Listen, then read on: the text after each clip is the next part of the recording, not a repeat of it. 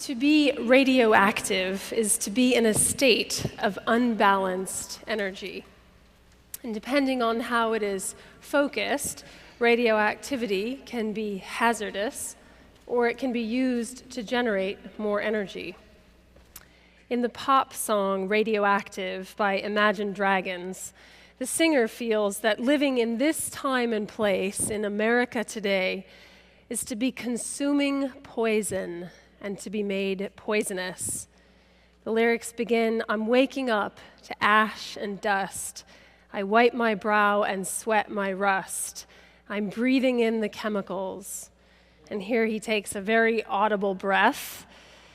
And he's saying that this very act of waking up and breathing, this passive act, is to participate in this culture of ours, a culture of industrial waste. We are trapped, imprisoned, he suggests, and using that imprisonment as a way out, as an excuse. He says, "I'm checking out on the prison bus. This is it, the apocalypse." He's describing a whole mood we seem collectively to sometimes feel, the deep fear and sadness that we have wrecked everything, that we have made for ourselves a system that we can no longer control, that it is all simply too unhealthy to bear.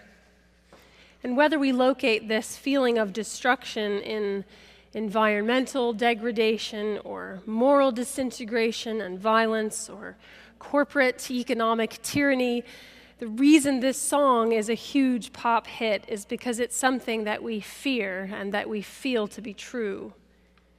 He says, "I feel it in my bones. Welcome to the new age, the new age."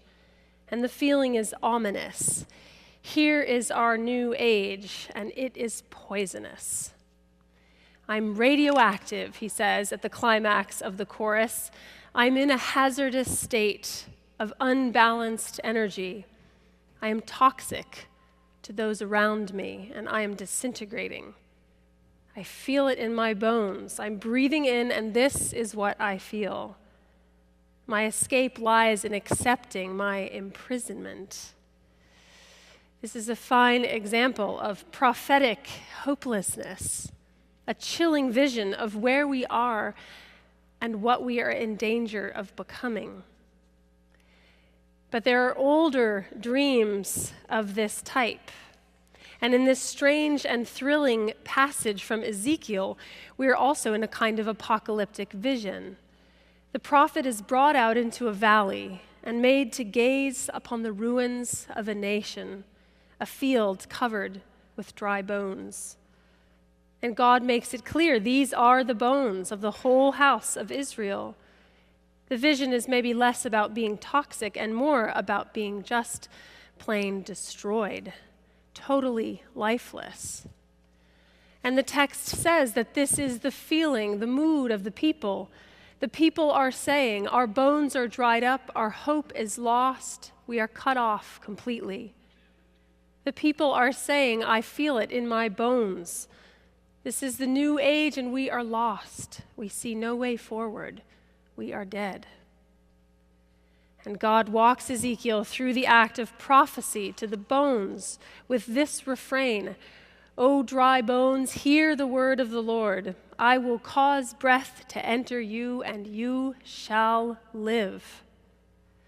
And there is a rattling, and the bones come together, sinews and muscle to them, and still they are dead until the Lord calls the wind itself to come and breathe on them, until God's Spirit is breathed into them. And so here God reenacts the very story of creation to bring life back into what seemed surely lifeless.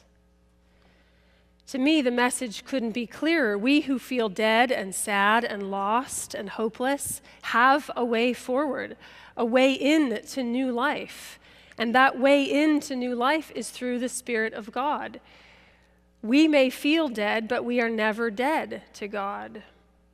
And the sign of our new life, the sign of God's Spirit within us, is not a symbol, but an actual, tangible presence, a companion that is with us every moment of our mortal life, our very breath. The cure for what ails us is just about that simple.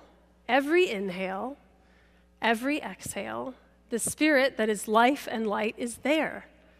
Kingdoms may fall, chemicals may be all around us, but the presence of the breath is in every moment, and it is the indestructible presence of God through anything that life throws at us. Now, the pattern is also found in the gospel today. Into what must have been a veritable cauldron of anxiety and distress, that room of the disciples after Jesus has been crucified, Jesus, whom God raised, appears to them. Think of how they must have been feeling, so sad, so scared and heartbroken and guilty. They had just been through the brutal and violent destruction of their beloved teacher and their dreams, and they had failed him at the last in different ways, and now had to make sense of their shattered community, their shattered hopes. And into this despair, this noise, this free-floating energy of fear and stress, Jesus appears. And the first thing that he must do is calm their fears. Peace, he says. And it is more of a command than a greeting. Peace. You must find peace if you are to be restored. Take a deep breath. I am with you. And then immediately, this peace that Jesus both demands and offers is turned into a commission. As I have been sent, as I have been raised, so I send you. So you must live risen lives. Receive the Spirit that is within you. And so the cure for what ails us is both dazzlingly simple, God is with us in our breath, and life-alteringly difficult. If we have been offered new life, we must know that it is God who offers it, and we must live into that. We must not give in to hopelessness, to checking out on the prison bus. We must look for ways into our lives and resist ways out.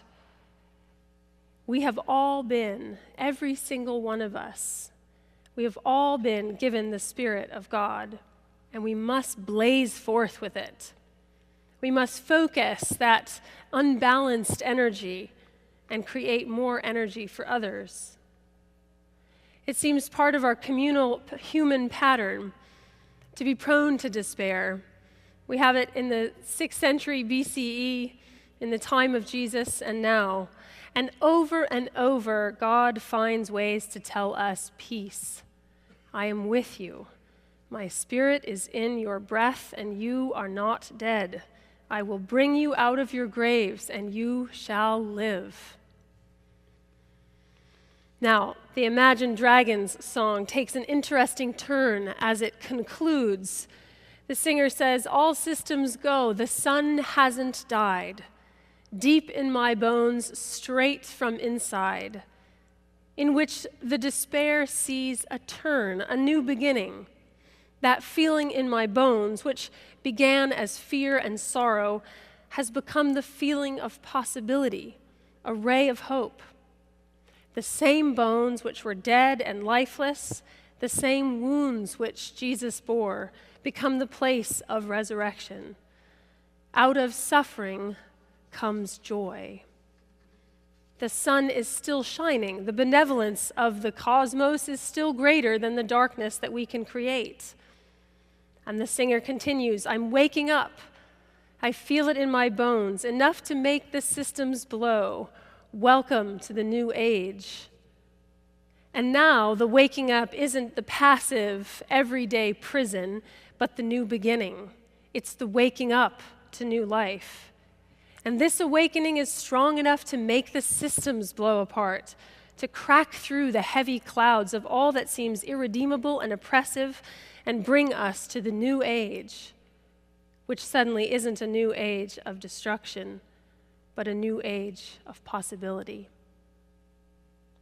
Amen.